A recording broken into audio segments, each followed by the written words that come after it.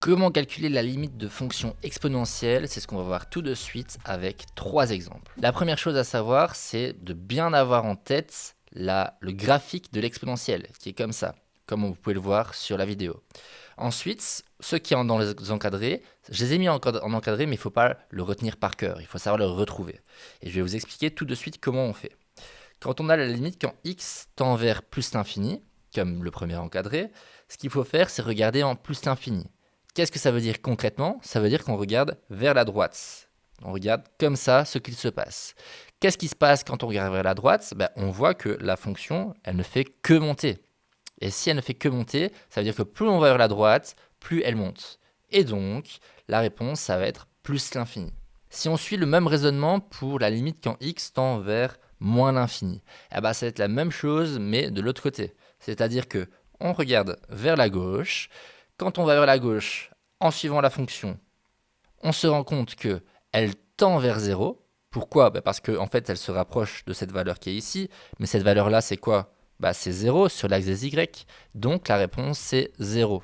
Maintenant, pour le premier exercice, comment est-ce qu'on résout ça? Comme d'habitude, quand on a une limite, il faut remplacer le x par la valeur de la limite. Ici, la limite, c'est en plus l'infini. Donc, on va le faire. On aura du coup e exposant 3 fois plus l'infini, moins 1. Si on calcule ça, 3 fois l'infini, ça fait l'infini. Et l'infini moins 1, ça reste l'infini. Donc, au final, on a e exposant l'infini, plus l'infini. Et comme on l'a vu juste avant, e exposant plus l'infini, ou bien la limite quand x tend vers plus l'infini, c'est plus l'infini. Ça veut dire que la réponse ici, ça va être plus l'infini. Pour notre deuxième exercice, ça va être la même chose, c'est-à-dire qu'on remplace x par la valeur de la limite. Ici, c'est moins l'infini, donc c'est parti. E exposant moins l'infini, plus moins l'infini, le tout au cube. Comme on l'a vu avant, e exposant moins l'infini, c'est comme si on prenait la limite quand x tend vers moins l'infini, ça vaut 0. Donc super, ça, on a 0. Et ensuite, on a moins l'infini au cube, ça veut dire quoi? Moins exposant 3.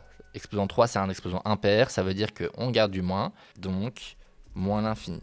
La réponse, c'est moins l'infini. Pour notre dernier exercice, c'est la même chose. On remplace x par la valeur de la limite. Ici, c'est plus l'infini. On a e exposant moins 2 fois plus l'infini, plus 3 sur plus l'infini. Ça vaut quoi tout ça? Moins 2 fois plus l'infini. 2 fois l'infini, ça vaut l'infini. Mais par contre, moins fois plus l'infini, ça vaut moins l'infini. Donc je marque E exposant moins l'infini. Puis à droite, j'ai 3 sur plus l'infini. Et ça, qu'est-ce que ça vaut? Alors ça, il faut absolument que vous le reteniez, mais un réel divisé par l'infini, que ce soit plus ou moins l'infini, ça vaudra toujours 0. Alors pour le retenir, moi, ce que j'aime bien voir, c'est une tarte. Imaginons, on coupe une tarte en deux. On a la partie qui est en noir ici. Et par contre, si on la coupe en, disons, 36, j'invente, on aura une partie comme ça. Et ça, c'est une petite partie. Alors, imaginons si tu la coupes en 1000, on aura encore une plus petite partie. Si on la coupe en plus l'infini, on aura en fait 0. Ce qui fait que si on revient sur notre exercice, 3 sur plus l'infini, on l'a dit, ça vaut 0. Donc, je le marque. Ensuite, j'ai e exposant moins l'infini. Mais ça, on se souvient des limites qu'on a calculées au-dessus, c'est-à-dire celle-ci. Là, on se trouve en moins l'infini. Ça veut dire que on se trouve sur mon verre, et le verre, ça vaut 0. Donc, pour mon calcul, j'aurai en fait 0 plus 0, donc la tête à Toto, ou 0 si tu préfères. C'est tout pour ces 3 limites, mais si tu en veux plus, clique sur cette vidéo.